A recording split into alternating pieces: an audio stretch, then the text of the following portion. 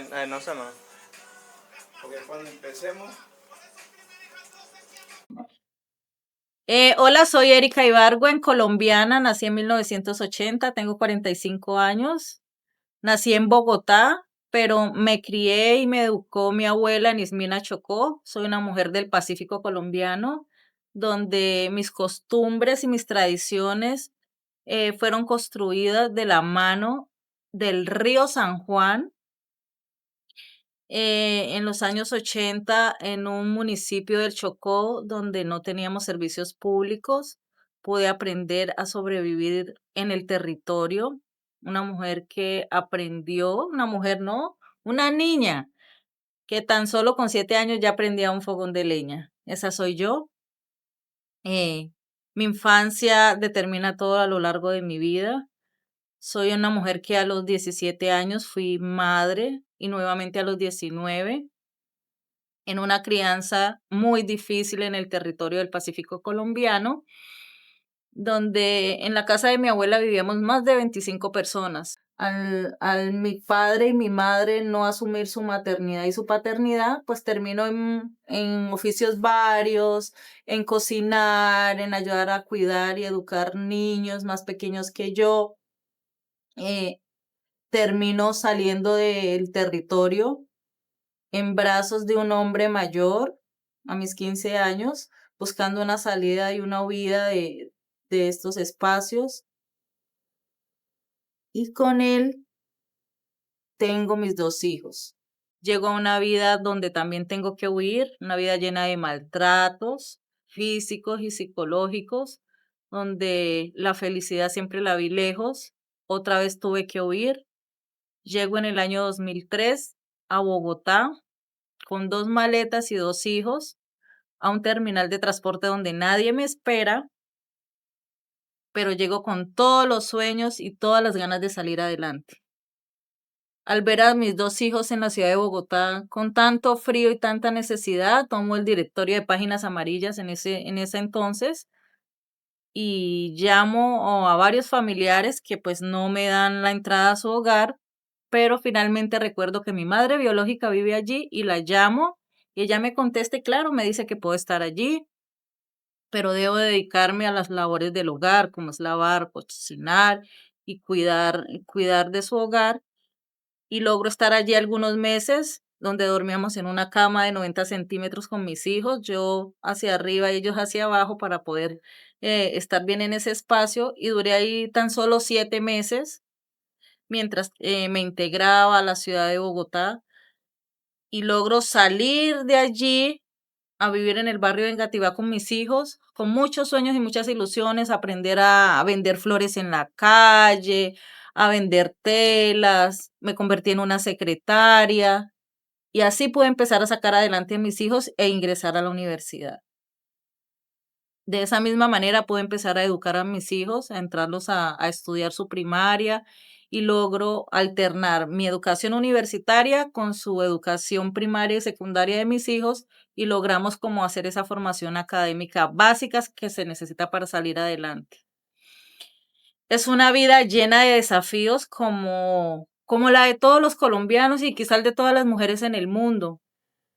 Somos unas mujeres que el solo hecho de ser una mujer negra y pobre y sin educación hace que eso sea el motor para salir adelante. No es desde la victimización, sino desde las ganas y el deseo de romper todas esas barreras, romper las brechas sociales, romper lo que es la violencia, los malos hábitos, las malas costumbres. Y empiezo en la ciudad de Bogotá a darme cuenta que eso no solo me pasaba a mí, sino que le pasaba a cientos y cientos y miles de mujeres en todo mi país. Empiezo a tener esa empatía con el servicio, con el sentido social, con el diálogo de amigas, a escuchar mucho, aprendí a escuchar muchas historias porque la escucha está en entender que no estamos solos, que lo que nos sucede a nosotros también le sucede a otras personas y de esa manera podemos encontrar el camino, la salida, ya sea por medio de la educación, del trabajo social, comunitario. Y de esa manera logro construirme y formarme como empresaria independiente. Tuve una compañía de publicidad de productos acrílicos donde también logro construir a lo largo de la vida mi carácter, mi personalidad. Desde los 23 años tuve esta compañía y al terminar este proceso empresarial me encuentro de la mano con el mundo del establecimiento público, que es el ICBF, donde pude hacer trabajo social, no solo en Bogotá, sino a nivel nacional, en los territorios, en los departamentos víctimas del conflicto armado, y empiezo a ver que también la problemática de nuestros niños era muy grande, que no solo lo que yo sufría en mi niñez, lo sufría yo, sino que también lo sufrían millones de niños en Colombia, donde son víctimas del conflicto armado, donde son instrumentalizados, donde son reclutados, donde la violencia se encarga de una formación, una educación violenta, porque es el dolor de un país, y empiezo a entrar al mundo político. ¿Por qué entro al mundo político? Porque empecé a mirar que la política se había metido con nosotros hace mucho tiempo, cuando la presencia del Estado no llega a los territorios, cuando las necesidades básicas no están en los municipios ni en los departamentos más alejados del centro del país, donde Colombia funciona muy centralizado, que es donde sus ciudades capitales funcionan con las cosas básicas que les garantiza el gobierno, pero a la periferia y en los territorios no funcionan, donde no hay agua potable, donde no hay energía, donde no hay gas, donde la educación es insuficiente, donde las familias no tienen la canasta básica familiar de alimentos, donde los niños no tienen una educación continua y de calidad. Yo dije, debemos llegar a lo político para que ya sea en los consejos o en el Congreso, se llegue con esta información desde los territorios. Y en Colombia históricamente la población negra, afrocolombiana, raizal y palenquera no tiene representación en lo político. Entonces dije, ¿por qué no atreverme yo? Mucha gente decía, Erika, ¿cómo se va a meter a eso? No, no nos parece, es muy peligroso, eso es para ciertas familias, porque tradicionalmente las familias X o Y han estado en el gobierno y son quienes dirigen, es muy peligroso, no es saludable. Y yo dije, no, tenemos que atrevernos. Y afortunadamente desde el año 2019 al 2022, un grupo de hombres y mujeres afrocolombianos empezamos a incursionar en el tema político, a hacerlo de frente, a estar en el foco del lente de todos los medios de comunicación, en la prensa, hablar en los territorios y empezar a alzar la voz en el país. Y podemos decir que hoy, 2025, ya hay presencia y ya por lo menos en la televisión vemos rostros negros, en los periódicos ya hay mensajes, pero son aún muy insuficientes porque pues en nuestros territorios aún las ayudas no han llegado. Siguen siendo instrumentalizados los presupuestos, siguen siendo parte de la corrupción, seguimos siendo las familias pobres, negras, afrocolombianas, raizales y palenqueras quienes colocamos los muertos en los conflictos de nuestro país. Entonces, por eso me enamoré y por eso soy una convencida que necesitamos representación y mirar. La representación es cuando miramos al otro lado de lo que nos gusta, personas como nosotros, que se parezcan a nosotros.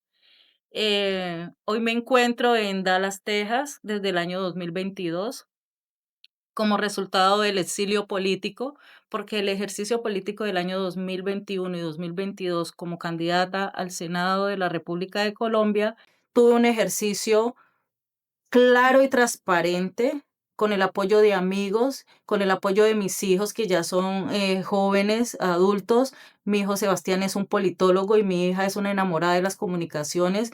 Y con esta berraquera que me gasto como mujer, logramos hacer una campaña política desde un presupuesto transparente, desde un presupuesto familiar, donde logramos sacar 7.000 votos a nivel nacional con un porcentaje del 3% de votos internacionales porque por medio de la comunicación, por medio de mi hijo que es politólogo y por medio de mi liderazgo como mujer afrocolombiana, logramos llevar un gran mensaje que quedó muy claro. Pero esto a las personas que no les interesa llevar las ayudas a los territorios y en lo político, que no les interesa escuchar o hacer parte con mujeres que son tan decididas y tan claras en lo político, pues empezaron las amenazas, a amedrentarme a mí, a mi familia, amenazas muy fuertes y por ese motivo me encuentro desde el exilio político, pero mi voz no la van a silenciar. Esto hace parte de un proceso. El exilio político no solo me ha pasado a mí, le ha pasado a millones de mujeres y hombres en Colombia.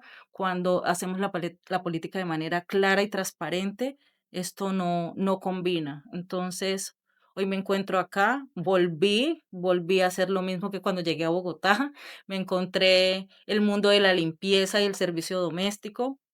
Esto logré abrazarlo con muchísimo dolor y recuerdo porque pensé que ya había pasado de eso, que siempre le he huido, pero aquí volví y me recibió el servicio doméstico, lo abracé, lo caminé, lo acepté. Hoy en día tengo una compañía de limpieza con sentido social y ecológico y soy una convencida que debemos construir con las herramientas que tenemos, porque eso nos da claridad y visión.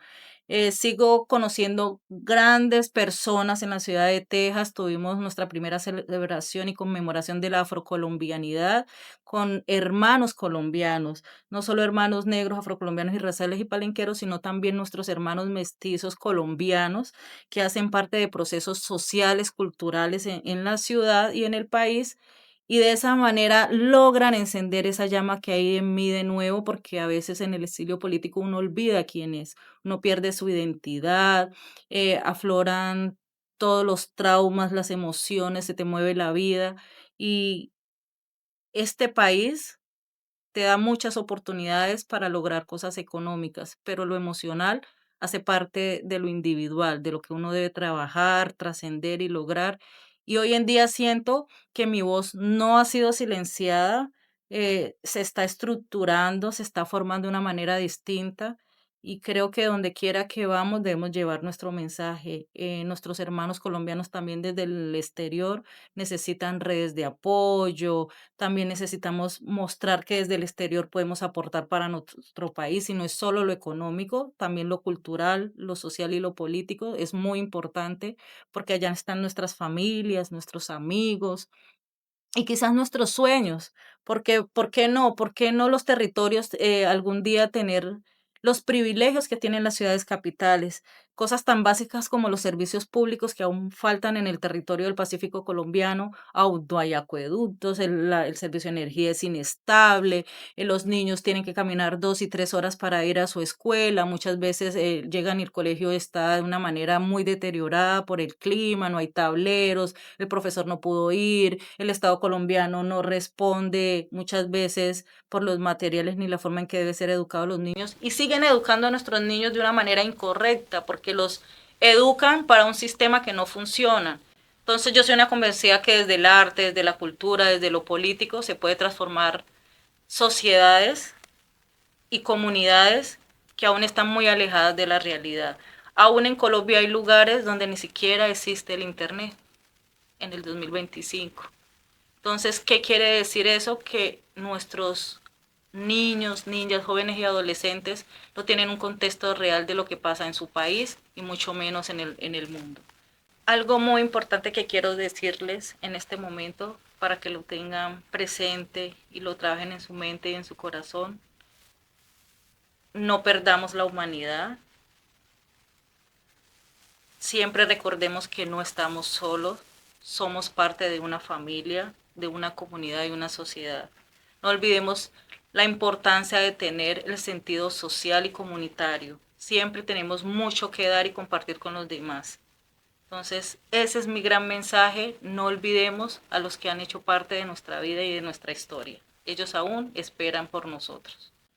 Mi abuela se hace cargo de mí a los 2 años y a los 7 años pierde la vista. Mi abuela era una mujer maravillosa, una mujer trabajadora de la plaza de mercado de Ismina Chocó, vendedora de pescado, y en un accidente en la plaza de mercado pierde la vista. Y cuando yo tenía entre los 7 y los 9 años empezó a educarme y a formarme para vivir sin ella, porque ya había perdido todo su potencial laboral y económico dentro de nuestra gran familia. Y me empezó a formar para ser una mujer de hogar, para casarme, tener hijos y tener un esposo proveedor. Porque eso era lo que ella conocía. Fue una mujer que también se casó a los 15 años, no por decisión propia, porque ese hombre pidió la mano de ella en su hogar con mamá y papá. Entonces hacia eso me encaminó ella. Pero cuando yo logro escoger ese esposo para mí y empiezo a vivir esa serie de maltratos y esa mala vida, mi abuela, que no lo hizo ella, ni permitió que sus hijas se separaran, me lo autorizó y me dio el camino a mí y me dijo, esa no es la vida que debes vivir, tienes que irte de aquí. Ella fue la que me dio ese impulso de emigrar, y no solo de emigrar del Chocó, sino también de Bogotá. Antes de ella morir me dijo, si tú no te encuentras en Bogotá, tienes que salir algún día de allí. Y yo creo que desde ahí viene mi migración. Donde uno no esté cómodo y donde uno no pueda ser uno mismo, uno no debe estar. Eso siempre me lo enseñó ella, que yo tenía que salir para estar cada día mejor. Y eso hago. Y eso para mí hoy lo entiendo claramente. Siempre he migrado desde que nací. Mi abuela muere en el 2006, el 26 de septiembre a las 3 de la tarde. Hacía 3 días consecutivos estaba hablando con ella y ella ya había perdido como su reconocimiento. Y fue muy doloroso porque la saludaba y le decía, mamá, ¿cómo está? Y me decía, ¿con quién hablo? Y yo le decía, con Eric. Y me decía, ¿quién es usted? Y esas eran nuestras conversaciones, nuestras últimas conversaciones. Sentí que se iba a ir, pero cuando llegó esa llamada de que mi abuela se había muerto, mi mundo se apagó, mi corazón se arrugó, soy un ser humano que siente todo en el corazón, yo no siento cositas en el estómago ni mariposas, pero en mi corazón siento todo, tanto la felicidad como la tristeza. Mi corazón se arrugó, se me oscureció el mundo y solo recuerdo que yo trabajaba como secretaria en una compañía de publicidad. Le dije a mi jefe que había muerto mi abuela, era muy importante y no podía continuar ahí. Cogí mi maleta y caminé 3 horas. Caminé 3 horas en la ciudad de Bogotá, solo escuchaba los pitos, la ciudad, y caminaba como si mi alma se hubiera ido con ella y tendría que regresar. Fue muy doloroso, ella murió muy triste, hacía 8 años no nos volvimos a ver anteriormente porque pues yo estaba muy recién llegada a Bogotá y estaba en mi lucha y siempre hablábamos mucho, pero ya, yo digo hoy, murió de tristeza, porque cuando las familias son muy numerosas, hay mucha carga emocional, mucha carga económica y muchas responsabilidades.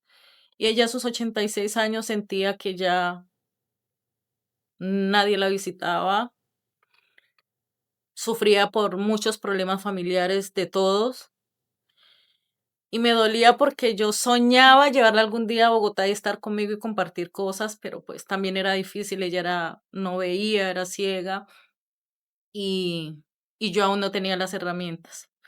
Me quedé con las ganas de compartir buenos momentos con ella. Sabes que no fui al entierro porque cuando ella estaba lúcida y hablamos de su muerte, ella me decía, no tienes que volver acá ni en mi muerte. Y yo le decía, ¿por qué lo dices? Me dice, porque no es un lugar para ti, no quiero que vengas a mi muerte. Y no fui porque era algo que yo le prometí, fui muy juzgada familiarmente porque no fui, o sea, tanto que la quiso y ella no vino a su sepelio, pero fue algo que yo hablé con ella y ella me hizo prometer que yo no iría porque sería algo muy doloroso. De hecho, me contaba de su vestido de cuando iba a morir. Ella organizó con una de sus hijas cómo iba a ser su muerte. Su vestido era blanco, como cuando se casó, de encajes, cómo iba a ir vestida. Y de hecho me enviaron una foto de esa imagen. Fue muy dolorosa, pero no debía ir. Y eso me quedó claro, yo era muy obediente. No me siento culpable, siento que nos faltó tiempo. Para ella hubiera sido maravilloso ver en lo que me convertí, porque siempre hice lo que ella me direccionó, no fue algo condicionado, ella siempre vio mi bienestar y mi bienestar no era ahí. Mira en lo que me convertí. Sé que estaría muy orgullosa. Las abuelas siempre te hablan desde el amor. Y creo que el amor de una abuela es tan profundo, que están muy conectados con nuestros sentimientos. Y creo que eso pasa con todos los nietos, no solo conmigo. solo que a veces algunos nietos no lo ven o no lo entienden. Pero como mi abuela me maternó desde muy pequeña, o sea, entre su hija menor y yo hay como 15 años de diferencia. Pero mi abuela siempre observó que yo era muy sola, o sea, no, mira que yo en el lugar de mi familia tengo una cosa muy curiosa. Mis tíos me tratan como si fuera su hermana, cuando yo siempre busqué que me trataran como si fuera su sobrina, porque uno está buscando que lo maternen, pero yo me crié como si fueran sus hermanas y el trato era como si fueran sus hermanas, al punto que yo tengo comunicación con mi papá y una tía muy constante y a veces me dicen, ¿te acordás de Seferino? El que vivía en la calle de atrás. Y yo, no, no lo recuerdo. Hombre, sí, cuando íbamos a la escuela y yo, no, es que yo no fui a la escuela con ustedes. Papá, yo soy su hija. O le digo a mi tía, no, tía, es que yo soy su sobrina, ¿se acuerda que yo no soy de esa época? Pero porque ellos lo confunden, porque en el rol de hija estuve muy cercano a cosas de mi abuela y ellos. Y cuando ellos tenían sus hijos, mis tías, yo era quien cuidaba de sus hijos, como si yo fuera una adulta. Entonces, mi educación y mi crianza fue muy paralela con mis tíos. Eso es algo que pues a mí hoy en día lo entiendo, pero cuando era más pequeña me dolía mucho, porque sentía que no veían la niña. Y eso pasa mucho, como cuando uno ve al otro como si fuera su hermano cuando no lo es. Es un primo, es un sobrino. Entonces, ese sentimiento siempre lo tuve y lo he confirmado ahora que soy adulta. No, mis primos me ven como alguien mayor, como una referencia de consejos, de prima, cómo hago, o sea, como alguien mayor, cuando yo soy contemporánea de ellos. Pero eso lo hace mi abuela cuando me sobreprotege y me empuja de que no debo estar allí. Pero sí, ella estaría feliz de verme. Claro, guau. Pude hacer lo que ella no logró. Pude estudiar, pude escoger un esposo que me ama, que lo tengo hoy, soy muy feliz, orgullosa de haber escogido un esposo que me ama, que me respeta, que me apoya, que me deja ser yo. Mi abuela no lo pudo hacer, siempre me contaba su historia. No, él llegó un día y le dijo a mis papás si se podía casar conmigo y él se casó conmigo. Y cada año me hacía un hijo y tuvimos 12 hijos y en la calle tuvo como 30 más. Entonces yo le decía, ¿y cuándo lo amó? Y me dijo, no sé qué es eso, no sé qué es el amor. Solo sé que es tener hijos y cuidar de mis hijos.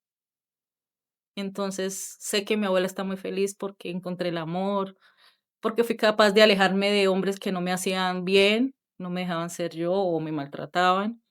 Em, Pude sacar adelante mis hijos. Sí son mi motor. Estaría muy sola si no tuviera esos hijos.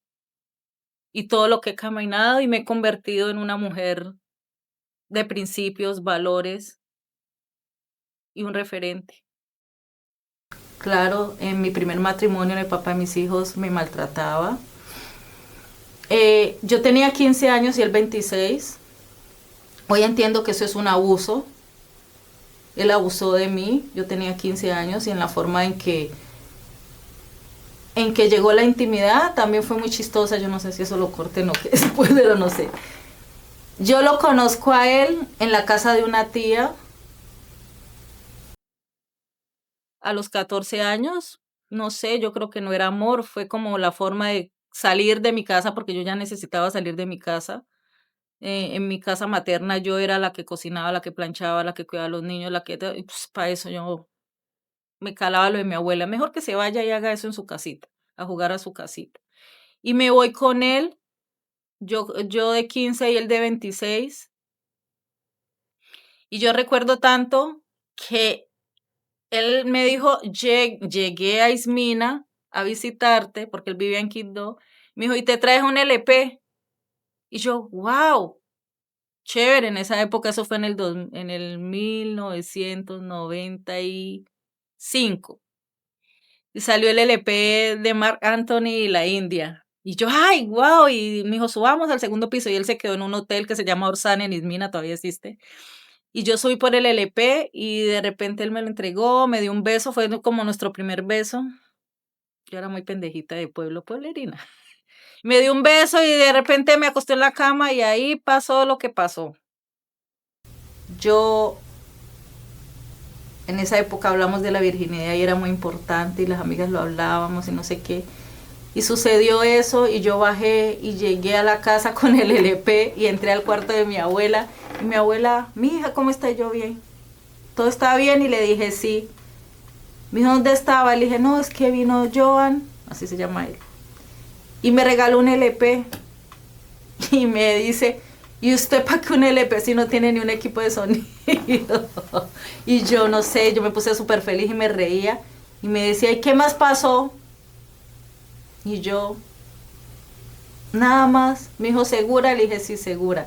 Y este es el cuarto de mi abuela y ahí al ladito estaba el baño. Y yo entré al baño y empecé a orinar. Y yo dije, ¡ay! Y así. Me dice, luego, ¿qué le pasó? Yo le dije, ¿usted se acostó con ese señor? Y yo le dije, sí. Me dijo, bueno, se tienen que casar. Ya quedó embarazada. Y yo, no, mamá, pero ¿cómo que uno queda embarazada? Sí, ya. Dígale que, porque ya había teléfonos en Mira en esa época, dígale que la llame, que yo necesito hablar con él.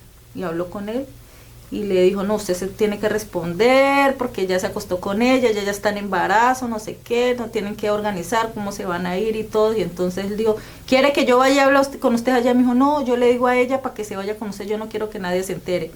Y en esa casa, yo ahora entiendo muchas cosas. Yo salí de la casa con un morralito y me fui con él, me encontré con él en el transporte del pueblo y me fui con él a vivir a Quibdó. Y ya después llamaba a mi abuela, hablaba con ella por teléfono y yo le decía, abuela, ¿por qué me fui de esa manera? Y me dijo, porque si usted no se va así, sus tías no la van a dejar ir. Acuérdese que usted cocina, cuida a los niños, eso, o sea, pero en ese momento yo me fui tranquila a vivir con mi marido embarazada. Eso fue en el 95 y yo hablaba con mi abuela y le decía, abuela, pero no me ha salido la barriga, no me ha salido la barriga, no me ha salido la barriga y no me han llevado al médico y no me han llevado, y bueno, y ahí una relación bastante fría para mi gusto hoy. Él trabajaba en el Ministerio de Transporte y en Invías en el Chocó y trabajaba y vivía ahí como jugando a la casita, porque es que hoy yo recuerdo ese momento y eso es tan triste, una niña en una casa de 15 años con un man de 26 años, eso es abuso psicológico y físico. Pero para mi abuela no, y para la historia de vida de mi abuela no, para las abuelas eso no era un problema, porque a las abuelas nunca supieron que era un abuso, ni que era el amor, ni que era la felicidad. Esa es la historia de nuestras muchas abuelas, de muchas. Pero para mi abuela estaba bien porque me había ido con un tipo que trabajaba en el gobierno y que me iba a embarazar y que iba a tener hijos y que iba a estar bien y que yo ya iba a estar en mi casa. Bueno. Y de repente el embarazo llegó hasta el año 96. Y horrible, fue horrible para mí el embarazo, muchos vómitos, enferma, mal, mal, mal, mal. Tuve mi primera hija, él ahí muy pendiente. Después, otra vez quedé embarazada a los 10 meses y ya empezó mi mundo. Yo era una niña muy infeliz, porque yo no yo le decía mucho a mi abuela por teléfono, esto no puede ser la vida. Yo me quejaba mucho, yo le decía, pero ¿cómo? O sea, yo cocino, cuido de los niños, ¿qué hago? Quiero seguir, yo me fui cuando estaba en décimo, entonces yo quiero estudiar, y yo me le quejaba mucho a mi abuela por teléfono, mucho. Y de repente él ya empezó a salir, a llegar borracho, a salir, llegar borracho. Y en esa salir y llegar borracho empezó a maltratarme, que a mí nada me gustaba, entonces empezó a golpearme y a golpearme, a golpearme delante de los niños, con los niños despiertos, dormida. Y yo, muchas preguntas, esto no puede ser así. Yo no salía, no tenía amigas, me atrapé en el maltrato, pero atrapada. Entonces, eran abusos, porque cuando uno está en peleas y no está contento con alguien y esa persona tiene intimidad contigo y te golpea y te maltrata verbalmente y físico, y eso pasan 2 años y pasan 3 años, y yo lloraba con 2 niños pequeños y decía, pero esto no puede ser. Y yo le decía, mamá, esto no puede ser, pero es que él esto. Y ella me empieza a decir, te toca salir de eso. Eran muy pequeños, pero siempre me decían que nos fuéramos, que nos fuéramos. Y mi abuela me empezó a decirme, tienes que irte, tienes que irte. Yo no tenía redes de apoyo, no hablaba con amigas, no salía, no tenía amigas. O sea, uno entra como al fondo del sufrimiento y del maltrato y lo permite y entras. Es una enfermedad muy profunda. Yo duré casi 3 años atrapada ahí y cuando logré decidirme y ahorrar, yo recuerdo una vez que Sebastián me dijo, mami, ¿por qué lloras si él no te quiere? Y cogí mis 2 maletas y mis 2 niños y me fui para Bogotá, en un viaje de 24 horas en bus. Y eso fue la mejor decisión que tomé. Esa fue la única manera de salir de él. No tenía otra opción. Mi abuela me decía, pero aquí a Ismina no vuelve, a esta casa no vuelve, usted tiene que irse, tiene que salir. Y eso hice. De pronto llegó Ismina y me embaraza otros 4 chinos y ya tendría 8. Ya sería abuela. Cuando yo llego a Bogotá, por primera vez en mi vida, empiezo a entender lo que es el racismo y la discriminación. Empiezo a escucharme y a entender lo que a veces veía en televisión desde Quito. Solo lo veía desde la televisión, cuando uno ve las cosas desde la barrera. Empecé a entender que mi tono de voz es distinta. Empecé a entender que mi pronunciación es distinta. Y empecé a investigar por qué.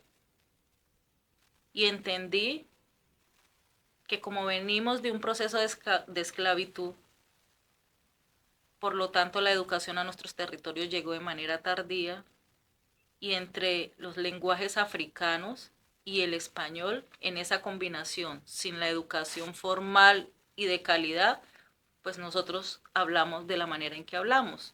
No significa que esté bien, pero tampoco significa que esté mal.